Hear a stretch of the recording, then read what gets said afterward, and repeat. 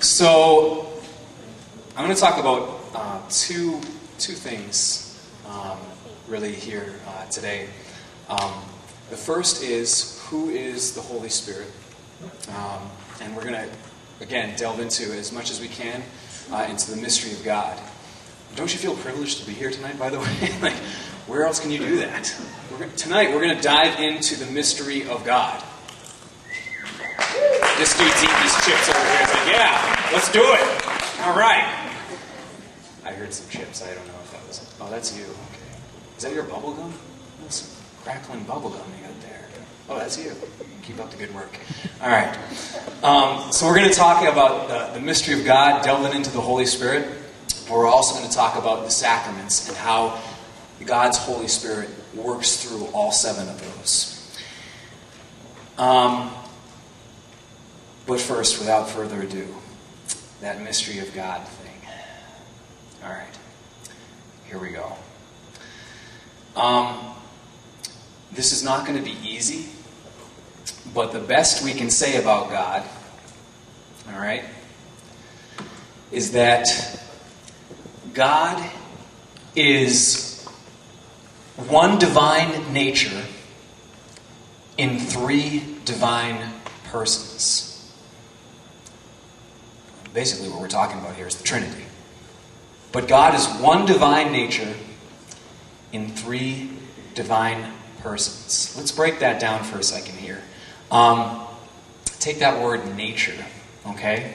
I want to zoom in on that word nature and then that word persons. And to clarify the first word right there, nature, who here thinks of like trees and bunny rabbits and daffodils and whatnot when they hear the word nature? All right. Got a few people that were involved with the 60s movement. A few hippies out there, ex-hippies. All right, very good, very good. We're not talking about that kind of tree hugger nature. We're talking about a different kind of nature here. When we talk about the nature in this sentence right here, we're talking about the what-isness. I don't even think that's a real word. But the what-isness of something. What makes something what it is? For example, what makes that chair a chair and not a spider monkey? That's the first thing that came to mind. I'm sorry. What makes me a human being and not a chicken? I mean, when I woke up this morning, I made this loud stretching noise, and that could have been mistaken as some kind of rooster going off. My wife can tell you all about it, but like, just because I make noises like a rooster, and just because like I got really hairy arms and they sort of look like feathers sometimes, like that doesn't mean like I'm a rooster. Even if I had like webbed feet and whatnot, and like claws and like, if I had more hair, maybe like a mohawk. Like, what makes me what I am is my nature. Does everybody understand that? I don't think you do. I think you're just sitting there lying. Just nodding your... Yeah, you know what I'm talking about. Wheel of Fortune guy. You're just like, yeah. Just nodding my head. All right. Well, I need a volunteer. Can I get some help? Can I get some help? Yes, person right back there. Why don't we give it a hand up for this person? Come on up. Very brave soul. Very brave. Why don't you come up here? Watch the mats. Watch your step. Just tripping over those. What's your name? I could read it on your name tag, but I'm totally going to ask you. Roxanne, how are you? I'm great. Fantastic. Are you ready to be made an example of? She's so willing. She's great. All right, Roxanne.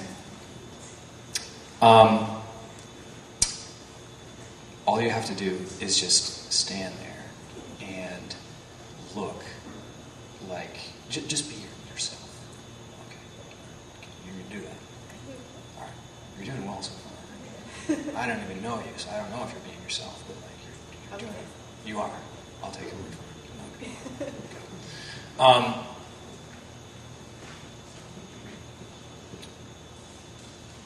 Ready?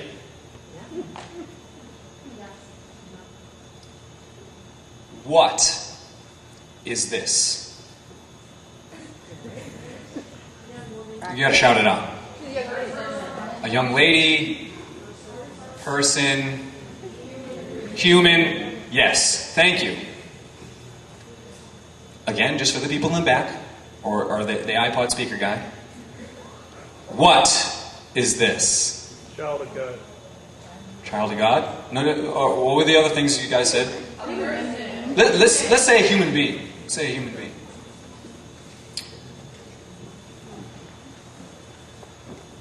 Are you ready? All right. Who is this? Okay.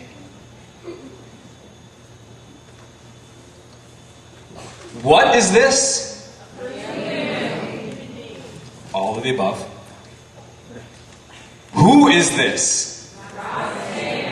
What is this? Who is this? Who is this? What is this? What is this?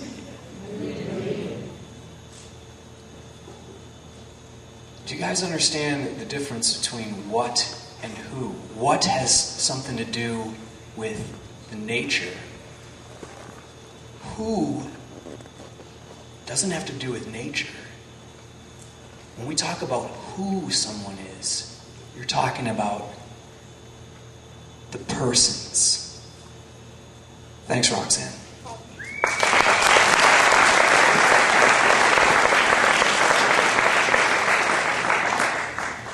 So now let's apply that same thing, what we just did there, to God. I'd like everybody to give a hand for God. Come in, God. Come in, God. Just keep up the applause. Keep up the applause. He's worthy of our praise. He's worthy of our praise.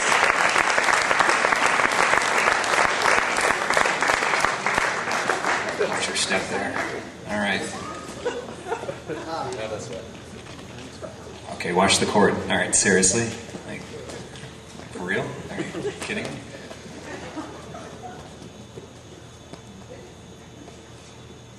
Okay.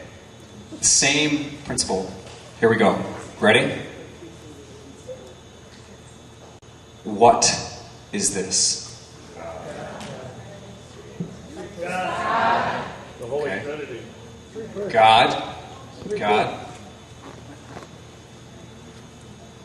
Who is this?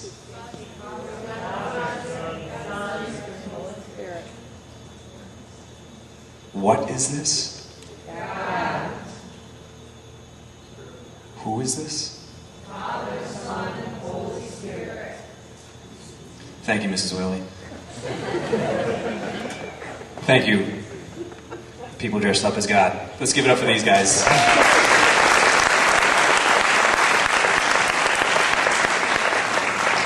Now that may be totally incomprehensible for us as human beings to understand what it's like to be three people, but yet one. We don't worship three gods. That's something they did in like the Greeks and the Romans. They were into many gods. Egyptians, I don't know how many gods they had. Hindus, I don't know how many gods are in their religion. We don't worship three gods. We worship one God.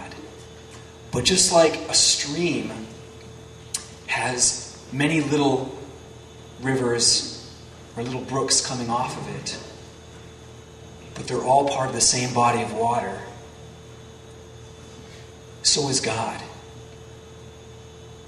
The Son isn't less God than the Father.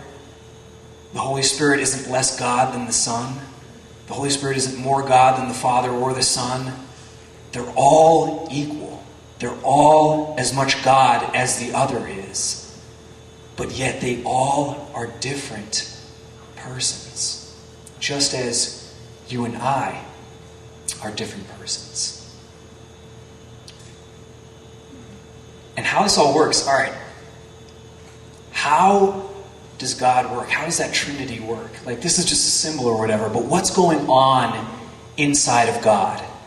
Like, I can like, have you ever like sat down in a moment of silence, or maybe like it's at the end of the day and you're just lying under the covers and it's like quiet, and just like for the first time you get to kind of just like think clearly for the first time, and you're able to just kind of hear your own thoughts, kind of dwell on what's going on inside of there. You become very aware of your inner self, you could say. It's kind of hard to do sometimes. Just imagine what it's like to understand the inner dwelling of God. We're going to try to do that right now. Are you excited?